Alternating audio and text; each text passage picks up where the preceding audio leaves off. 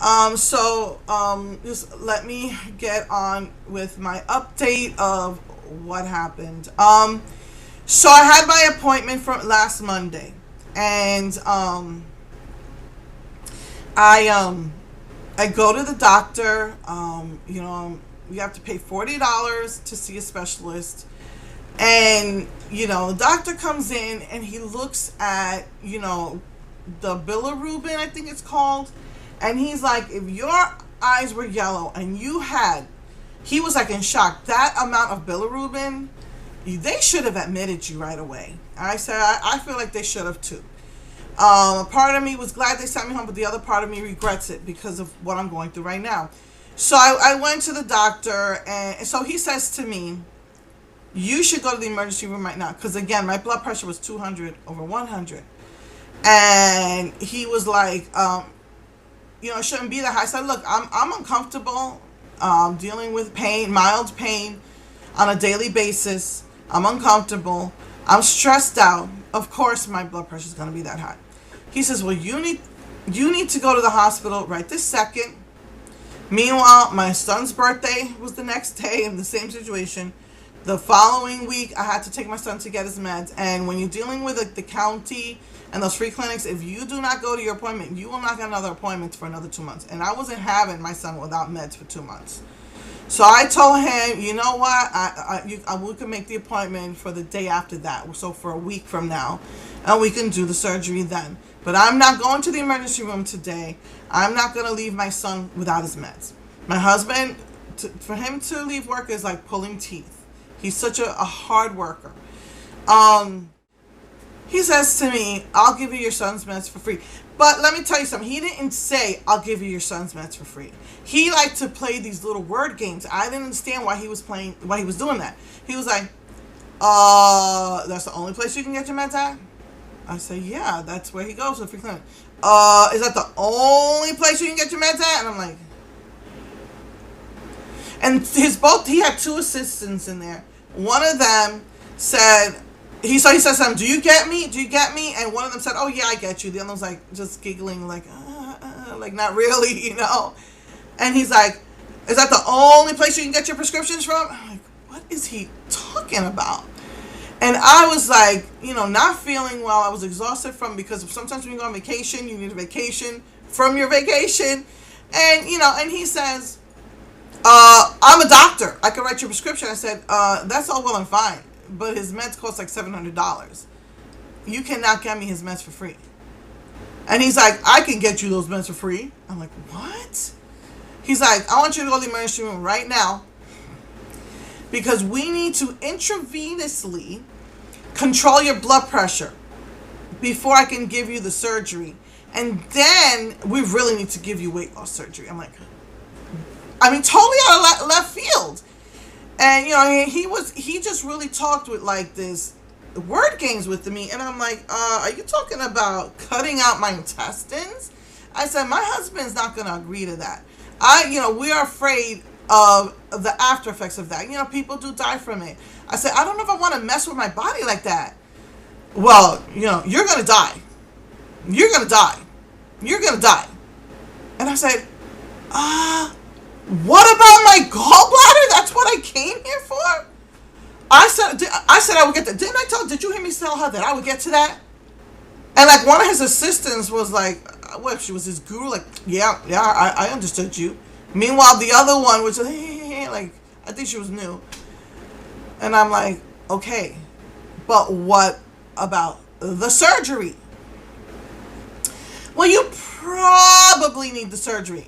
Where did we go from they should have admitted me right away to have surgery to probably have the surgery after we control your blood pressure and after weight loss surgery? And I'm like,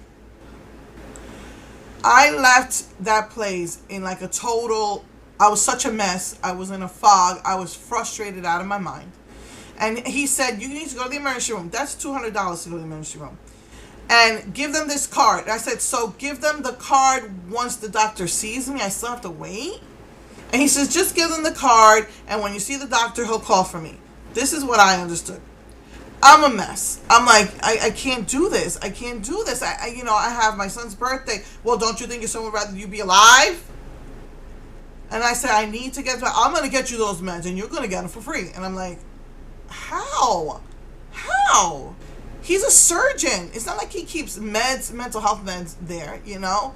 So I'm like a mess. When I get home, you know, my husband's like anxious. You know, I go to the office and I tell him what happened, and he was furious. He said, "This guy's a crackpot. You went in. You're there to get this gallbladder out. My eyes are like yellow. Sometimes they get really yellow. Sometimes they're slightly yellow." He's like, "This guy's a crackpot. What? No, I'm not going to agree for you to get weight loss surgery. You just need that gallbladder. You need to go get a second opinion." And so as I was leaving, my husband's co-workers were like, "Oh, you know, we were concerned about you. You okay?" And I told them what happened. They're like, "You need a second opinion."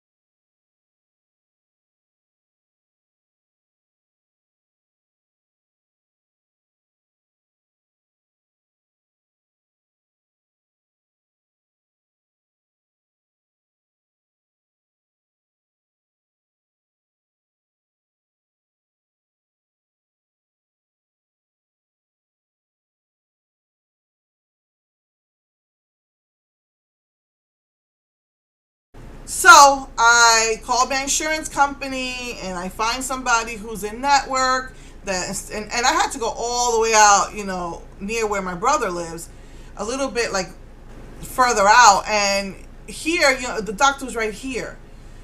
So now I have to pay another $40. That's $80 in 1 week to see a doctor and still no surgery scheduled. So I go to see this doctor, and my blood, they didn't use that electronic thing on me. They did it the old-fashioned way, and he said my blood pressure was 142/79. So, you know, they did it the old-fashioned way as opposed to those electronic thingies. And he's like, your blood pressure is fine. And so, you know, he asked me my medical history, and I regret telling him everything. I said, well, 3 years ago I went to the hospital, high blood pressure, diabetes, and mild heart failure. And that was 3 years ago. I said, but I saw the cardiologist in July, and, you know, I didn't have he said that my heart looked pretty strong, except for there was a little bit of thickening in the walls. And my blood sugar was fine back in like March. It was like a 5. I couldn't remember. I remember my diabetes doctor saying a 5 when she checked the records. He's like, well, I need medical clearance. I need to talk to your cardiologist, and I need to talk to your PCP. You're probably gonna have to schedule an appointment with them. So now I gotta pay $40 and $40 again, just to get this thing scheduled. And he says, you give me the information, and I will call them myself, and I will see if they will approve this. And if they approve it, you know, call me back in a week and we could discuss it. And I said, well, how soon after that will I be able to get the surgery? He says, we can schedule it within the week. I was like, oh, okay. I said, but I say to one thing, because, you know, they're always saying it's 200. Is it my blood pressure you're worried about? He says, I'm worried about your heart. Can your heart take the surgery? It's like, but the doctor said my heart was fine, just a tiny bit of thickening, that's all. Well, I need to hear from him.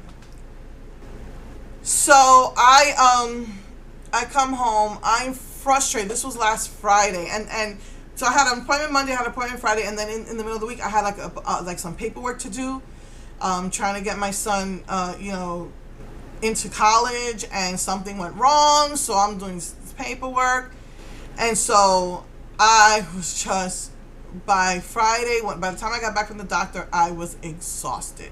And so I was going to try and do a video when I got back, but I was emotionally, I was physically exhausted. And so still no surgery schedule. I call, thank goodness this network of doctors that I see, my PCP, my cardiologist, is in the same network. You don't have to pay to get your records. They email them to you. So I tried to go this past Monday, and trying to fix went to the school, trying to fix paperwork, find out it's not that simple, and I have to go to the tax office. I'm like, this is just becoming a freaking nightmare because something went wrong. Then I'm getting a call that I have to take my son to the mental health clinic, and I'm like, usually it's to do some more paperwork at the clinic. I say usually when it's that kind of paperwork, the clinic just takes care of it. I'm telling you, I was just so frustrated. So I never got to get the paperwork to the doctor. Had appointments all week, Tuesday and Wednesday. And so the soonest I could get the paperwork to him was yesterday. And I called this morning, which he told me to do, call in a week. And I don't think he talked to the doctors at all because they had no answer for me. So I am just frustrated out of my mind. Frustrated. I'm uncomfortable. I got to be careful what I eat. I did find some. They have soy eggnog and they have almond milk, something new, almond milk eggnog. And I looked at the label. Regular eggnog has 10 grams of fat. Soy eggnog has, I think, 1.5, and the almond has 1 gram of fat. And it's not thick. It's very light. And I found that I could at least enjoy that. But, it's just really frustrating. I am frustrated out of my mind. The only good advice I got from the first doctor who wanted to do weight loss surgery is that to keep your digestive system clear so you're not getting these liver attacks, which they're saying they think I was misdiagnosed. They don't think that I have cirrhosis in my liver. They think it's the gallbladder stones. And they said drink fiber. Because, when you're on a no-fat or low-fat diet, you can't go to the bathroom. And I remember this girl telling me, she's like this health buff, telling me, oh, you know why you're so heavy? You need to, do a colon cleanse. And I've tried those things before, and they don't really work that well. And I was like, am I supposed to drink laxatives all the time? Because I know that's not healthy for you. So when the doctor told me take fiber, which is what my dad, I think my dad had problems with his gallbladder. He did not want the surgery. So he had an absolutely no-fat diet, and he couldn't go to the bathroom, and he used the fiber. I remember, I'm like, oh, I'm going to be just like my dad here. But it, caught up to him, 20 years later, and, when he got the cancer in his digestive tract. But anyway, I was depressed. But I said, let me do this fiber, and it's kind of expensive, but, I got a big bottle, so it'll last me a long time. And, oh my goodness, that stuff works wonderful. I got the Metamucil store, the Walgreens brand, so I could use my daughter's discount. And I started losing weight again. So that fiber really works good. My friend told me that you lose weight if you can do your colon cleanse. And so, oh my goodness, I've lost 6 pounds in 2 weeks. No, 8 pounds in 2 weeks from using that fiber. So, that's a good thing. And I really like how the fiber helps your digestive system. But I'm frustrated because of this gallbladder. I'm so frustrated. So frustrated. Out of my mind. So, they said they were going to get back to me today. I'm pretty sure. Let me see. Yeah, I think they leave at 12. It's 12:30, and they said, we'll call me back, and they didn't. So, all they told me was they got the records that I left yesterday, and I said, but has the doctor called? They said, oh, that's right, medical clean. I'm like, he told me he was going to take care of that this week so I could get the surgery done already. So, she's like, oh, we'll get back to you. That's all she kept saying. I said, today? Yeah, we'll get back to you today. Nothing. So, I'm just really, really, really frustrated out of my mind. And now my husband's sick, and he had to go to the doctor, and both of us need to go to the dentist. I know we have coverage for the dentist with our insurance plan, but just financially frustrated, and just frustrated medically and health wise. So if you have problems with your digestive system, if you can't seem to lose weight, try the fiber. 8 pounds in 2 weeks. So I'm hoping that that continues, because I went all the way up to 352, and I'm down because I didn't know what I was doing. I was just so frustrated, out of my mind. I'm like, because it's not, I could consider myself a BBW, and there are women that are 400 or 500 pounds that say they don't have diabetes and don't have high blood pressure. But I couldn't function. I was at a point that I couldn't function anymore. I could barely walk. I could barely breathe. Every move hurt my whole body. I was starting to get little holes. The blood was starting to just pop out of little holes in my body. Liquid was coming out of my body at 405 pounds. And it just became increasingly difficult to just function on a day-to-day basis. Normal things that, And at 318, I was feeling great. But as I started gaining weight, I went up to 352, and I'm like, what is going on?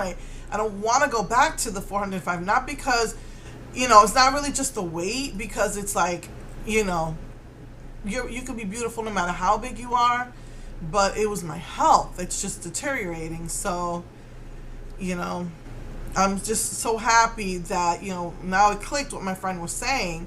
If you can keep your colon clean, what happens is the fat's not sitting in your liver, it's not sitting in your spleen, it's not sitting in your gallbladder, it's not sitting in your intestines.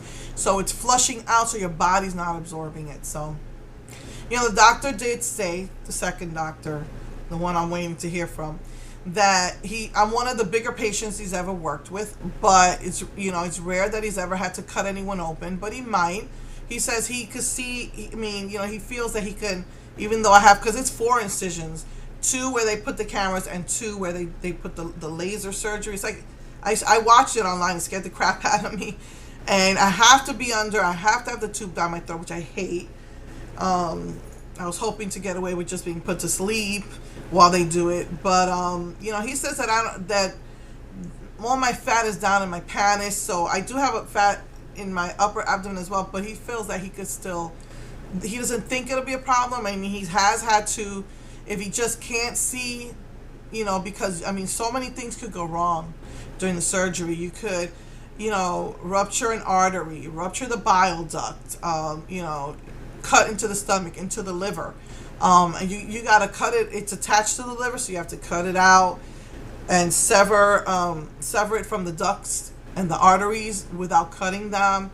So it takes between an hour to 2 hours. He says he's done it in as little as half an hour. So, he says no one's ever died on his watch. He has had to cut people open if he cannot see, because if you can't see, you're gonna do something wrong. But, so far no one's died under his watch. So that made me feel better. So hopefully somebody's still in the office and will call me, or hopefully I'll hear from them on Monday. But I really just want to get this scheduled. So anyway, that's what's happening with me. And next week I'll do the green with red lipstick, and it could be a Christmas look. Next week, yeah, I thought it was Thanksgiving. So next week I'll see you with that, unless surgery is scheduled. So yeah. So love you all. Mwah.